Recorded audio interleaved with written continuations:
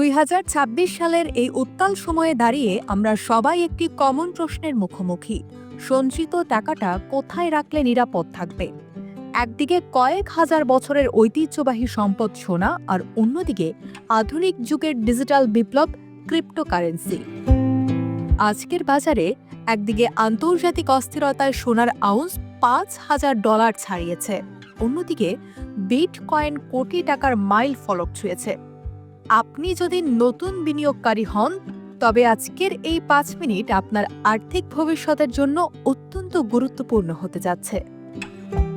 আমরা শুরুতেই বাংলাদেশের সোনার বাজারের একটি ব্রেকিং নিউজ দিয়ে শুরু করি। বাংলাদেশ জুয়েলার্স অ্যাসোসিয়েশন বা বাজুস আজই সোনার দামে একটি বড় পরিবর্তন এনেছে। বর্তমানে 22 ক্যারেট সোনার প্রতি ভরির দাম দাঁড়িয়েছে 2,71,363 টাকা।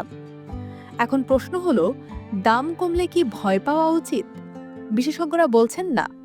আন্তর্জাতিক বাজারে দাম যখন $5,100 থেকে $5,350 মধ্যে উঠানামা করছে, তখন স্থানীয় বাজারে এই সাময়িক ক্রাশ নতুন বিনিয়োগকারীদের জন্য একটি গোল্ডেন এন্ট্রি পয়েন্ট।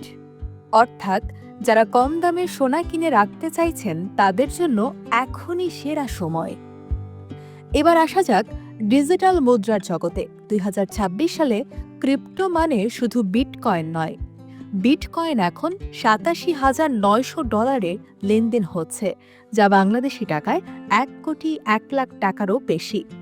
কিন্তু স্মার্ট বিনিয়োগকারীরা এখন ইথেরিয়াম, সোলানা বা বিএনবির দিকেও ঝুঁকছেন। ইথেরিয়াম $2,932 এবং দ্রুততম ব্লকচেইন হিসেবে সোলানা $124 বেশ শক্তিশালী অবস্থানে আছে। তবে মনে রাখবেন, ক্রিপ্টো বাজার এখন অনেক বেশি পরিপক্ক হলেও এর অস্থিরতা কাটেনি। এক রাতেই 10 থেকে 20% দাম কমে যাওয়া বা বেড়ে যাওয়া এখানে খুব স্বাভাবিক ঘটনা। কেন আপনি সোনা কিনবেন? কারণ সোনা হলো সংকটকালীন বন্ধু। যখন যুদ্ধ বা অর্থনৈতিক মন্দা শুরু হয়, সোনা তখন ঢাল হয়ে দাঁড়ায়।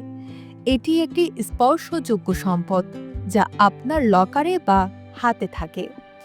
যারা 5 থেকে 10 বছরের জন্য একদম ঝুঁকিহীন বিনিয়োগ চান, তাদের জন্য সোনা অপ্রতিদ্বন্দ্বী। অন্যদিকে ক্রিপ্টোর আকর্ষণ হলো এর অভাবনীয় প্রবৃদ্ধি।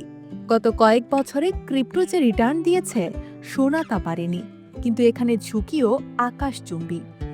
হ্যাকিংয়ের ভয় আছে, আর বাংলাদেশে ক্রিপ্টোর আইনি বৈধতা এখনও অস্পষ্ট। তাই এখানে বিনিয়োগ মানেই নিজের মেধা ও প্রযুক্তির ওপর বাজি ধরা। আপনি যদি তরুণ হন এবং প্রযুক্তিতে দক্ষ হন, তবে আপনার পোর্টফোলিও বা মোট মূলধনের মাত্র 5 থেকে 10% ক্রিপ্টোতে রাখতে পারেন, আর বাকি বড় অংশটি রাখা উচিত সোনায়। মনে রাখবেন, বর্তমান বাজারে সোনা এখন কিছুটা ডিসকাউন্ট প্রাইসে পাওয়া যাচ্ছে, তাই এটি কেনার এখনই সুবর্ণ সুযোগ। আপনার লক্ষ্য যদি হয় পারিবারিক নিরাপত্তা, তবে সোনা সেরা। আর লক্ষ্য যদি হয় আধুনিক বিশ্বের প্রবৃদ্ধির অংশ হওয়া, তবে অল্প কিছু ক্রিপ্টো আপনার সংগ্রহে থাকতে পারে। বিনিয়োগ যেখানেই করুন না কেন, হুজুগে না পড়ে বুঝে শুনে সিদ্ধান্ত নিন। ভালো থাকুন, আর্থিকভাবে স্বাধীন থাকুন।